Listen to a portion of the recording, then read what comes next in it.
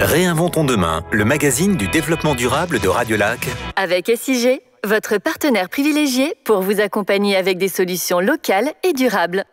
Bonjour à tous et bienvenue pour cette nouvelle émission Réinventons demain, un numéro de printemps consacré à l'eau, l'or bleu. Une fois n'est pas coutume, vous allez pouvoir poser vos questions sur le WhatsApp de Radiolac au 079 91 8 3000. Avec nous, des invités qui vont bien évidemment y répondre. Je vais tout d'abord accueillir celle qui remplace Isabelle Dupont-Zamperini ce mois-ci, Véronique Tanergue de SIG. Bonjour. Bonjour. À vos côtés, il y a nos invités. Hervé Guinan, vous êtes responsable qualité, notamment chez SIG. Bonjour. Bonjour. Il y a à vos côtés Patrick Eder, chimiste cantonal, ici à Genève. Bonjour. Bonjour. Et puis Christophe Osler, vous êtes fontainier à SIG. Bonjour. Bonjour. Bienvenue à vous tous pour cette émission. Avec des questions, je le disais, d'auditeurs. On va commencer avec une toute première question qui nous a été envoyée sur le WhatsApp de Radiolac au 079 91 8 3000. Cette question est signée Daniela. Écoutez. Bonjour, je voulais savoir d'où provient l'eau qui sort de nos robinets dans le canton de Genève. Merci. Hervé Guinan, vous êtes responsable de la qualité de l'eau de Genève. Alors, où est-ce que SIG va chercher l'eau pour la distribuer dans tout le canton ? Alors à Genève, on distribue de l'eau qui provient de deux sources principales. Une première ressource superficielle qui est le lac de Genève, le lac Léman. Et on fournit à concurrence de 90% de la quantité d'eau distribuée en provenance du lac Léman. Et puis également une ressource souterraine, la nappe phréatique du Genevois, qui alimente en eau potable le canton de Genève à concurrence de 10%. Patrick Eder, vous êtes le chimiste cantonal. Vous contrôlez la qualité des denrées alimentaires ainsi que la qualité de l'eau. Il y a quelques années, 20% de l'eau potable provenait de la nappe phréatique, mais aujourd'hui, ce n'est plus que 10%. Alors pourquoi cette diminution ? Alors effectivement, en tant qu'autorité de contrôle des denrées alimentaires, on doit s'assurer que l'eau elle est de qualité irréprochable. Et donc, en fait, l'eau était vraiment un produit qui est hyper contrôlé, soit par SIG, qui est donc le producteur, soit par nous, qui sommes l'autorité de contrôle. Et puis, dans le cadre de nos propres contrôles, en 2018, on s'est rendu compte que certaines parties de la nappe phréatique étaient polluées par du perchlorate. Ce perchlorate, en fait, c'est une pollution historique qui nous vient d'une usine qui est près de Chamonix, qui fabriquait à peu près la moitié des explosifs qui ont été fabriqués pendant la Première Guerre mondiale et qui ont pollué les larves. Et comme la nappe du Genevois est alimentée principalement par larves, on en a retrouvé dans notre nappe. Alors aujourd'hui, par principe de précaution et comme on dépasse un peu les recommandations sanitaires, on a fermé la plupart de ces puits, donc on ne l'utilise plus. Et c'est pour ça qu'on n'utilise plus que 10% de l'eau de la nappe. Alors, on parlait des denrées alimentaires, donc vous êtes chargé de surveiller évidemment la qualité. L'eau, on ne le dit pas souvent, mais ça fait partie de ces denrées alimentaires. Est-ce que c'est la plus surveillée ? Est-ce que c'est la denrée la plus surveillée dans le canton ? Alors, dans le canton, et je dirais partout en Suisse, parce qu'elle est distribuée à tout le monde, en tout temps. Toutes les personnes en bois, que ce soit le nourrisson à la personne âgée, aux personnes qui sont peut-être malades. Donc, c'est vraiment quelque chose d'extrêmement sensible et qui est très, très surveillé. Autant par les producteurs que par les autorités de contrôle. Voilà, c'est pourquoi on l'appelle l'or bleu, évidemment. Un patrimoine que nous devons surveiller. On va s'intéresser, vous l'avez dit déjà, vous avez déjà survolé le sujet, on va parler du traitement de cette eau. Comment est-elle traitée ? Est-ce qu'on peut la consommer en toute sécurité ? Parce que c'est une question qui revient régulièrement chez nos auditeurs et chez les Genevois en général. On va en parler dans quelques instants sur Radiolac. Réinventons demain sur Radiolac avec SIG. On s'intéresse à l'eau, à celle que nous consommons évidemment au quotidien. Cette eau qui arrive pour nous assez simplement, assez naturellement par nos robinets. Alors cette eau consommée à Genève qui provient principalement du lac. Alors elle n'est pas servie évidemment directement dans nos verres, ce serait beaucoup trop simple. Avant d'en parler avec nos invités, on va écouter une de vos questions des auditeurs de Radiolac que vous nous avez adressées sur le WhatsApp au 079 91 8 3000. Salut, j'avais une question. Comment est traitée l'eau du robinet et peut-on la consommer en toute sécurité ? Hervé Guinan, concrètement, comment se passe le processus de traitement de l'eau du lac ? Alors l'eau du lac, c'est un processus qui se passe à travers une station de traitement. On pompe d'abord l'eau du lac à 35 mètres de profondeur pour avoir une eau, si possible, la plus stable, tant en matière de température que de limpidité et de contenu particulier. Et ensuite, on pompe cette eau qui arrive dans nos stations de traitement. Et là, on a 3 étapes principales. La toute première, c'est une étape avec passage à travers des filtres à sable qui ont pour fonction de retenir tout ce qui est particulier dans le lac, le phytoplancton, le zooplancton et les autres particules. Après, on va obtenir une eau limpide, mais pas encore exempte d'autres organismes, tels que les bactéries et les virus, par exemple. Et là, on a une deuxième étape où on utilise un gaz, entre guillemets, naturel, c'est de l'ozone, qui a un pouvoir oxydatif et qui va permettre de détruire ces bactéries, ces virus et toutes les molécules organiques qui se trouvent encore dans cette eau sous forme dissoute. Et puis enfin, une troisième étape où notre eau va passer à travers des charbons actifs en grains. Donc ce sont des grains avec une porosité extrême qui permettent de capter toutes ces particules organiques qui ont été tuées ou dissoutes. Et pour avoir une petite image, 6 grammes de ce charbon actif, avec sa porosité, représente une surface d'environ un terrain de football. Ce qui veut dire que c'est un pouvoir d'absorption très très fort qui va pouvoir capter ces molécules et ensuite, par un processus biologique, ces particules vont être ensuite dissoutes et détruites définitivement. Enfin, à la sortie de nos stations, j'injecte une concentration faible et maîtrisée de chlore pour assurer la qualité de cette eau potable tout au long de son transport jusqu'au robinet de nos clients et clientes. Patrick Eder, ce traitement de l'eau du lac, est-ce que vous le surveillez étape par étape? Alors oui et non. C'est-à-dire qu'on ne va pas refaire exactement la même chose que ce que fait SIG. SIG, justement, maîtrise ces processus. Nous sommes une autorité de contrôle de SIG. Donc, en fait, notre principale tâche est de venir voir comment l'entreprise gère, en fait, l'ensemble de ces processus, comment lui-même fait tous ces contrôles, comment est-ce qu'il réagit quand il peut y avoir un petit problème. Donc, c'est vraiment ça qu'on va vérifier en premier recours.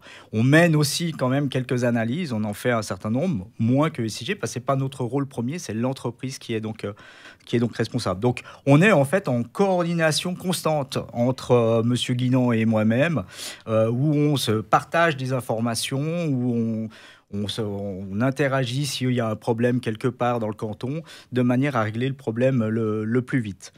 Donc voilà un petit peu comment ça fonctionne. Autrement, au niveau de nos propres analyses, on fait une multitude de paramètres, autant sur les problèmes bactériens que sur les micropolluants, les métaux lourds, les pesticides, etc. Donc on exerce en fait quand même cette surveillance. L'eau qui provient de la nappe phréatique bénéficie d'un traitement allégé par rapport à l'eau du lac. Hervé Guinan, pourquoi cette différence de traitement ? Alors cette différence de traitement, elle est principalement due à la nature et au chemin que parcourt cette molécule d'eau, puisque comme ça a été expliqué et évoqué tout à l'heure par Patrick Eder, l'eau qui provient de la nappe qui arrive dans cette nappe phréatique du Genevois, elle provient principalement, et pour ainsi dire exclusivement, de larves. Donc elle s'infiltre naturellement à travers le sol. Puis on a également une possibilité, en cas de besoin, nous, artificiellement, de pomper de l'eau de larve et de la réinjecter également dans cette nappe phréatique. Ensuite, cette molécule d'eau qui arrive dans cette nappe, elle va parcourir un certain nombre de mètres, de kilomètres à travers les couches géologiques. Et c'est ces couches géologiques qui vont faire ce traitement naturel. Et c'est pour ça qu'on n'a, pour ainsi dire, pas besoin de la traiter, puisqu'au moment où on va la pomper dans nos puits de pompage, elle sera déjà potable. Ensuite, ce que l'on fait par contre, c'est évidemment de rajouter de nouveau une petite dose de chlore pour pouvoir maintenir cette qualité à l'endroit du pompage, la qualité de cette eau potable, tout au long de son transport, jusqu'au point de consommation par nos clientes et nos clients. Patrick Eder, est-ce que l'eau de la nappe phréatique est également contrôlée ? Oui, bien sûr, elle est contrôlée selon les mêmes critères et avec les mêmes fréquences que l'eau du lac. Après, comme elle est vraiment très proche de l'eau du milieu, comme je dirais, on est très actif dans le suivi, dans la connaissance finalement de la qualité de l'eau brute, de l'eau de départ. Et là, il y a d'autres services de l'État qui sont aussi actifs, comme celui du géologue cantonal ou l'Office de l'eau, pour connaître vraiment la qualité, on va dire, de départ en fait de ces eaux souterraines. Alors, il y a les contrôles chez SIG, il y a les contrôles des contrôles avec votre bureau. Il y a malheureusement des choses qui ne sont pas contrôlables, en tous les cas pas à vos niveaux respectifs. On va justement écouter une question d'un auditeur à ce sujet. Écoutez. Coucou l'équipe, je voulais juste savoir comment s'assurer que le réseau d'eau potable de son bâtiment est en bon état et ne vient pas dégrader la qualité de l'eau au robinet. Merci bien. Patrick Eder, dans les bâtiments ou dans les immeubles locatifs, il est de la responsabilité du propriétaire de vérifier les tubes. Est-ce que vous menez des contrôles également dans les bâtiments et pouvez-vous obliger un propriétaire à changer les tuyaux en cas de problème ? Alors, c'est effectivement le point délicat, je dirais, de toute la chaîne. La responsabilité de SIG, elle s'arrête au réseau public, c'est-à-dire à la limite entre le domaine public et le domaine privé. Donc, l'ensemble des installations intérieures d'une maison relève en fait du domaine privé. Et si le propriétaire habite seul dans sa maison, c'est-à-dire qu'il a sa propre villa, ça appartient qu'à lui-même de régler le problème. En fait, personne ne va venir lui dire qu'il doit changer ceci ou cela. Par contre, à partir du moment où il y a des locataires, c'est-à-dire qu'on a un propriétaire qui, quelque part, va être, on va dire, un intermédiaire dans la distribution de l'eau, effectivement, il lui revient de s'assurer que la qualité de l'eau potable soit irréprochable et donc d'entretenir, de changer les tuyaux si nécessaire. Et s'il y a des problèmes, nous, on peut effectivement intervenir pour exiger un changement. L'eau à Genève, c'est évidemment un symbole, ce jet d'eau, et pas seulement. Il y a aussi ces fontaines. Ce sera l'occasion dans la troisième partie de Réinventons demain avec SIG de faire la connaissance d'un véritable métier, parfois méconnu, celui de fontainier. On va se retrouver dans quelques instants sur Radio Lac. Réinventons demain, le magazine du développement durable de Radio Lac. Avec SIG, votre partenaire privilégié pour vous accompagner avec des solutions locales et durables. Et vous pouvez bien sûr réagir sur cette émission jusqu'à 15h, cette émission mensuelle qui s'intéresse aujourd'hui à l'eau avec un numéro WhatsApp évidemment qui vous permet de rester en contact avec nous, le 079 91 8 3000 et de poser vos questions. On écoutera d'ailleurs une nouvelle question dans quelques instants. À mes côtés pour cette émission spéciale consacrée à l'eau, Véronique Tanergue de SIG, Hervé Guinan, vous êtes directeur qualité chez SIG, Patrick Eder, le chimiste cantonal ici à Genève, et puis Christophe Osler, qui vient de nous rejoindre également. Christophe Osler, vous êtes fontainier, c'est une profession peu courante.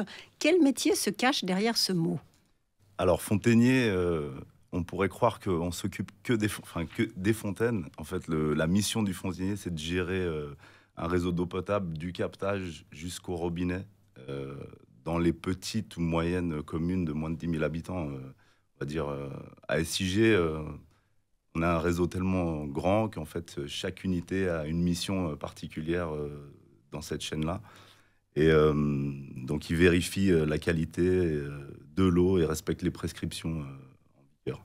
Le printemps est de retour et il apporte avec lui de nouvelles tâches. Vous êtes chargé de remettre en service les fontaines publiques qui ont été arrêtées tout l'hiver à Genève. Voilà, on les arrête surtout pour cause de gel. Donc on les arrête au mois d'octobre ou novembre et on les remet en service à partir du mois d'avril. SIG contrôle à ce qu'il n'y ait pas de fuite ou il peut y avoir des goulots bouchés ou plein de choses. Mais la responsabilité de ces fontaines-là appartient, l'entretien de ces fontaines appartient aux communes. Et je crois savoir, juste petite précision, qu'il y a de nouvelles fontaines à Genève à l'occasion de l'exposition du Chad Philippe Geluck sur les quais. Je crois qu'il y a au moins une peut-être deux fontaines dans cette exposition avec ces sculptures, c'est ça ? Oui, alors SIG participe à certaines manifestations et met en place des fontaines temporairement. Alors l'eau de ces fontaines est souvent potable. Est-ce que là aussi la qualité de l'eau est contrôlée, Hervé Guinan ?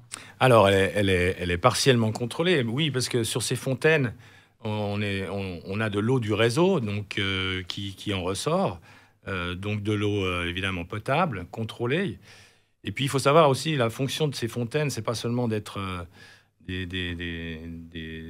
un embellissement de la voie publique, mais ça a cette fonction d'assurer un certain roulement de l'eau dans nos réseaux. Ça permet un renouvellement de cette eau et éviter les stagnations dans les réseaux lorsqu'il y a moins de tirage par les consommateurs.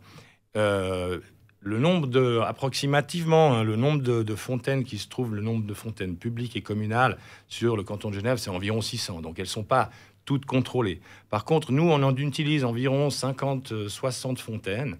On les utilise comme lieu de prélèvement régulier pour vérifier que la qualité de l'eau transportée dans notre réseau répond toujours aux normes en vigueur de potabilité.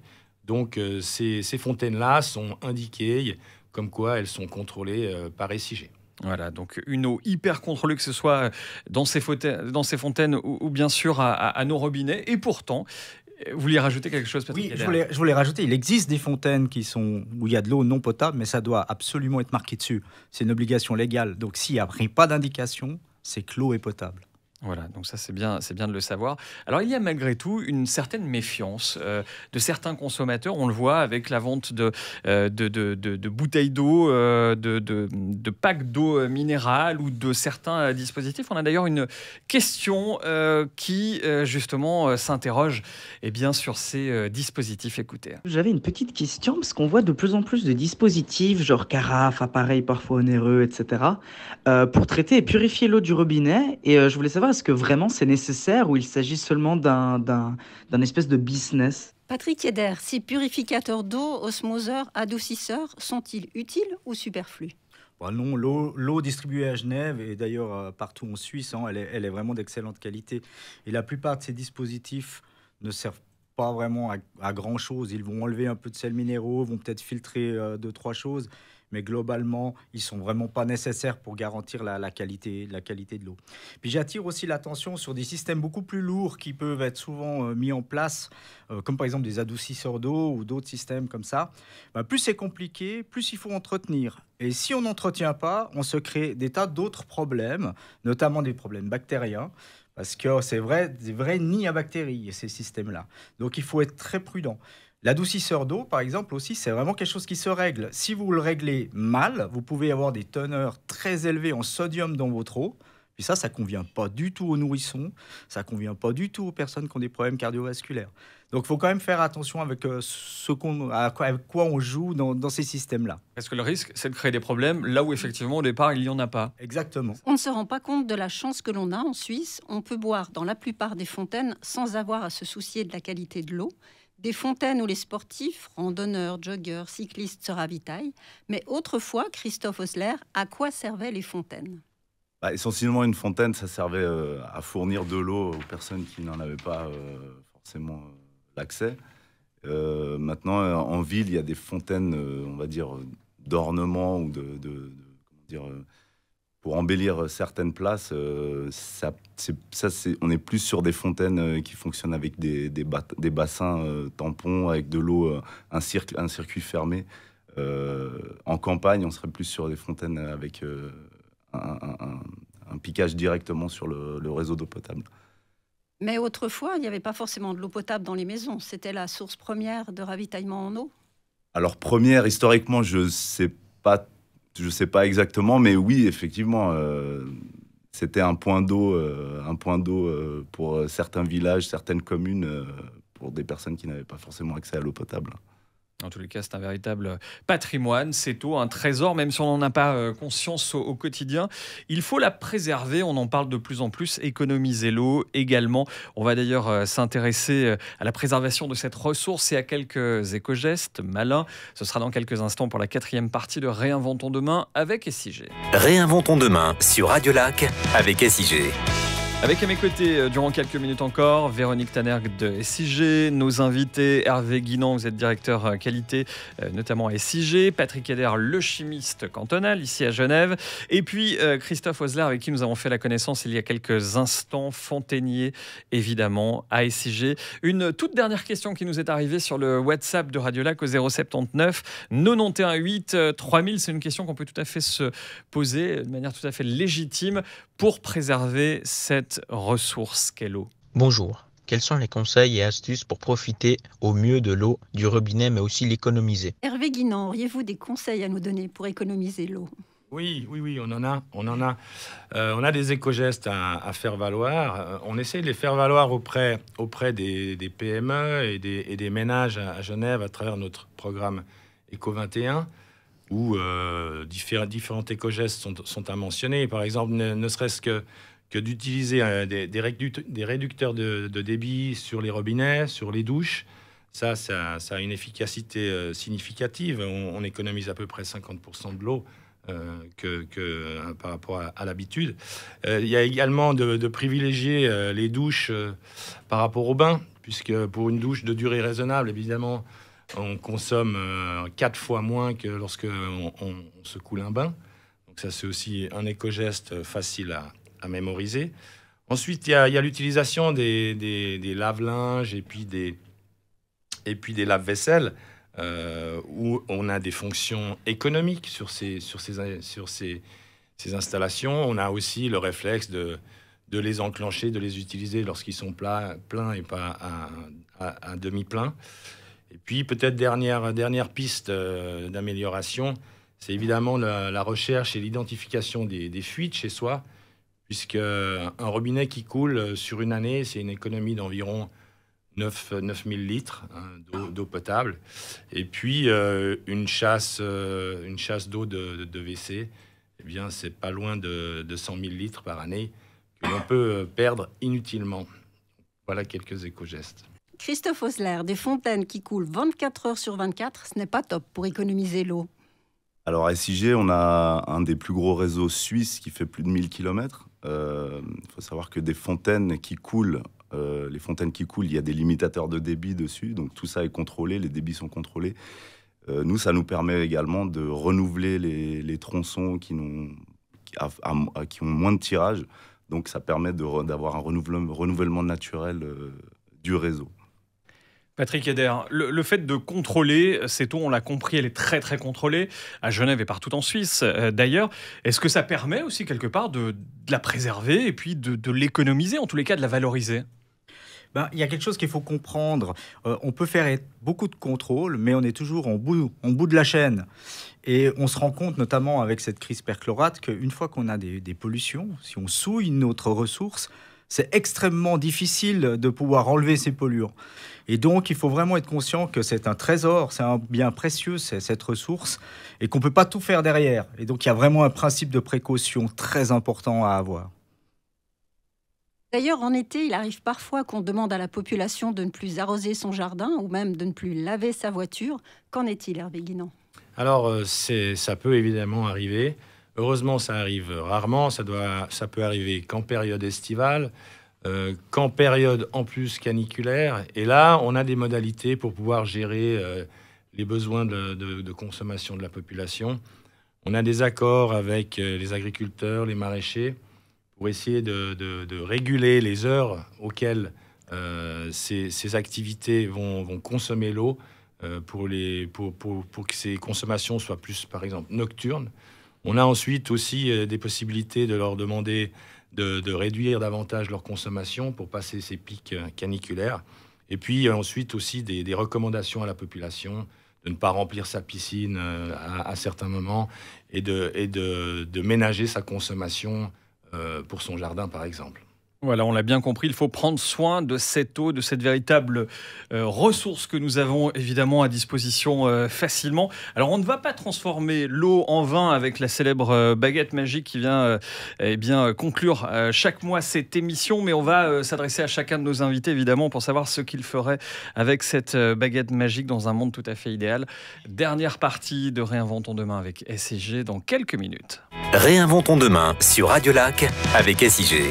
C'est un sujet passionnant pour cette émission de printemps sur Radio Lac, sujet consacré à l'eau, à l'or bleu, avec à mes côtés Véronique Tannergue de SIG, avec Hervé Guinan, directeur qualité chez SIG, Patrick Eder, le chimiste cantonal, et un fontainier avec qui nous avons fait connaissance tout à l'heure, Christophe Osler. Alors vous allez... ma chère Véronique, faire comme Isabelle le fait dans cette émission, distribuer la baguette magique, une baguette qui permet peut-être de réaliser certains rêves, en tous les cas d'en parler, d'échanger à ce sujet. Patrick Eder, je vous donne une baguette magique. Que souhaitez-vous changer dans le domaine de l'eau, évidemment ? Alors, nous avons la chance en Suisse d'avoir de l'eau en abondance et d'une fantastique qualité. Il faut vraiment en être conscient, mais c'est malheureusement pas le cas partout sur la planète. De trop nombreuses personnes n'ont pas accès à l'eau ou boivent de l'eau qui est souillée, qui véhicule de nombreuses maladies.